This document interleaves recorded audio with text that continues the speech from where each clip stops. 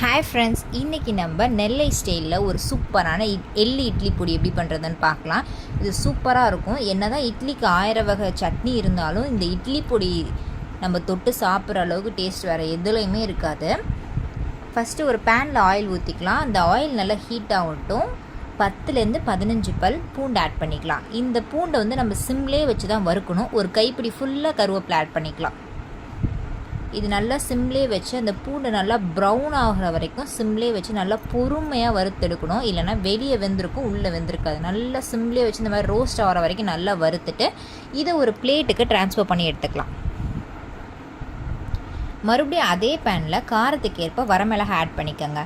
இந்த மிளகாய் காரமாக இருக்கும், ஸோ அதனால் நான் 5 மிளகாய் ஆட் பண்ணியிருக்கேன். நீங்கள் உங்கள் காரத்துக்கு ஏற்ப ஆட் பண்ணிக்கோங்க. சின்ன நெல்லிக்காய் சைஸ் புளி. இந்த புளியும் மிளகாவும் நல்லா அந்த வதங்கட்டும். மிளகாவோட கலர் சேஞ்ச் ஆகிற வரைக்கும் நல்லா வறுத்து எடுத்துக்கலாம். இந்த அளவுக்கு நல்லா வறுத்ததுக்கப்புறம் இதையும் ஒரு பிளேட்டுக்கு ட்ரான்ஸ்ஃபர் பண்ணிக்கலாம். நெக்ஸ்ட் அதே பேனில் 1 கப் அளவு உளுந்து, நீங்கள் கப் இல்லைனா டம்ளர், ஆனால் எல்லாத்துக்கும் ஒரே பாத்திரம் இந்த இது எடுத்துக்கோங்க. எவ்வளோ உளுந்து போடுறோமோ அவ்வளோ எள்ளு போடுற மாதிரி இருக்கும். ஸோ ரெண்டுமே ஒரே பாத்திரத்தில் அளந்து எடுத்துக்கலாம். உளுந்து நல்லா இந்த மாதிரி ரோஸ்ட் ஆனதுக்கப்புறம் லைட் ப்ரௌனிஷாக ஆகணும். அந்த அளவுக்கு நல்லா வறுத்து எடுத்துக்கணும். உங்களுக்கு கலர் பாருங்கள் சேஞ்ச் ஆகிருக்கும். இதையும் சிம்லேயே வச்சு வறுக்கணும். ஹையில் வச்சு வறுத்திங்கன்னா கலர் சேஞ்ச் ஆகிருக்கும், ஆனால் அதோட பச்சை வாசனை போயிருக்காது. டேஸ்ட்டு ஃபுல்லாகவே மாறிடும். ஸோ சிம்லேயே வச்சு வறுத்து எடுத்துக்கலாம். இதை ஒரு பிளேட்டுக்கு ட்ரான்ஸ்ஃபர் பண்ணிக்கலாம்.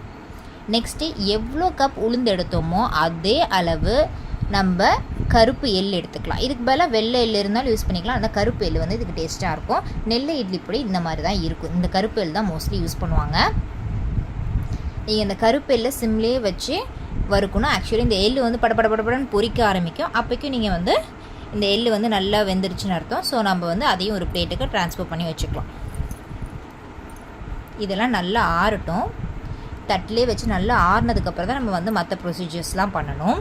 அடுத்தது அந்த பேனில் இந்த பொடிக்கு தேவையான அளவு கல்லுப்பு ஆட் பண்ணிக்கலாம். இந்த கல்லுப்பை சிம்லேயே வச்சு லைட்டாக வறுத்துக்கலாம். நீங்கள் தூளுப்பாக இருந்தால் டேரெக்டாக ஆட் பண்ணிக்கலாம். இந்த கல்லுப்பு போட்டால் இன்னும் கொஞ்சம் டேஸ்ட் கொஞ்சம் நல்லாயிருக்கும்.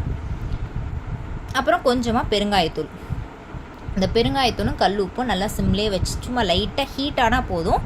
நல்லா வறுத்துட்டு, ஏன்னா நம்ம உளுந்துலாம் சேர்த்துருக்கோம்ல, கண்டிப்பாக பெருங்காயத்தூள் போடணும்.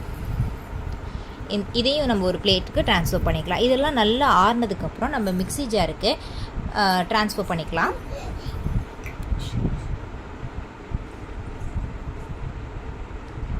இது கூட நெல்லை இட்லி பொடி ஸ்பெஷாலிட்டி இந்த 1 டீஸ்பூன் வெல்லம் போடுவாங்க.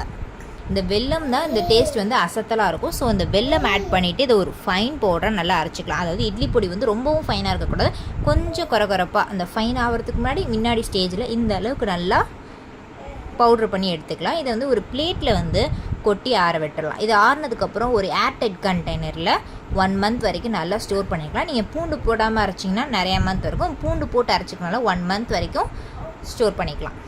ஃப்ரிட்ஜில் வச்சுருந்தா 6 மந்த் வரைக்குமே இருக்கும். இது சூப்பரான இட்லி, தோசை, ஆப்பம் எல்லாத்துக்குமே சாப்பிட்லாம். செம்ம டேஸ்ட்டாக இருக்கும். கார சாரமாக இனிப்பாகவும் செம்மையாகவும் இருக்கும். நீங்கள் கண்டிப்பாக ட்ரை பண்ணி பாருங்கள். கண்டிப்பாக நீங்கள் இன்னொரு டைம் செய்வீங்க. இதுக்கு நான் கேரண்டி. சூப்பர் டேஸ்ட்டாக இருக்கும். இந்த வீடியோ பிடிச்சிருந்தால் லைக் பண்ணிக்கோங்க, சப்ஸ்கிரைப் பண்ணிக்கோங்க, நோட்டிஃபிகேஷன் பெல் ஐக்கனை கிளிக் பண்ணிக்கோங்க.